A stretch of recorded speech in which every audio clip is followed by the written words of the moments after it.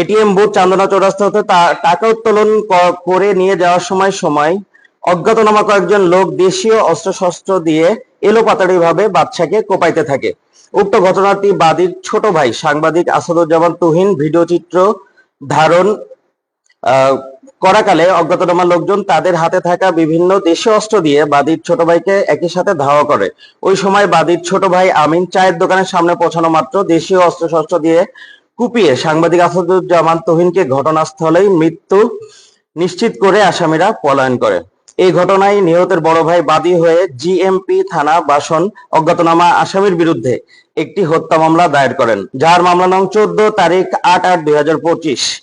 ঘটনার পর র্যাব ছায়া তদন্ত শুরু করে এবং জড়িতদের আইনের আওতায় নিয়ে আসতে কার্যক্রম গ্রহণ করে। এরই ধারাবাহিকতায় অধিনায়ক র্যাব 14 ময়মনসিংহ এর নির্দেশনায় র্যাব 14 সিপিসি 2 কিশোরগঞ্জ ক্যাম্প এবং র্যাব 1 সিপিএসসি এর সহায়তায় একটি আভিযানিক দল 9/8/2025 মানে আজকে দুপুর আনুমানিক 14:45 ঘটিকার সময় তথ্য প্রযুক্তির মাধ্যমে আসামি শহীদুল ইসলামের অবস্থান নিশ্চিত হয়ে কিশোরগঞ্জ জেলার ইটনা থানাধীন পুরাতন বাজারস্থ তালুকদার ঠাকুর গেস্ট হাউসে অভিযান চালিয়ে উক্ত মামলার সন্দিগ্ধ আসামি মোহাম্মদ শহীদুল ইসলাম, বয়স 28, পিতা আব্দুল করিম, গ্রাম বালিপাড়া, থানা ত্রিশাল, জেলা ময়মনসিংহ, বর্তমানে গাজীপুর চৌরাস্তা থানা জিএমপি গাজীপুরকে গ্রেফতার করতে সক্ষম হন।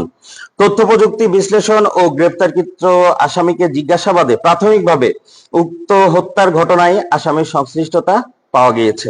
মামলার সুষ্ঠু তদন্ত ও ন্যায় বিচারের স্বার্থে উক্ত আসামির সংশ্লিষ্টতার বিষয়ে অধিকতর তথ্য উপাত্ত সংগ্রহ ও পরবর্তী আইনানুগ ব্যবস্থা গ্রহণার্থে মামলা তদন্তকারী কর্মকর্তার নিকট আসামি হস্তান্তর করব।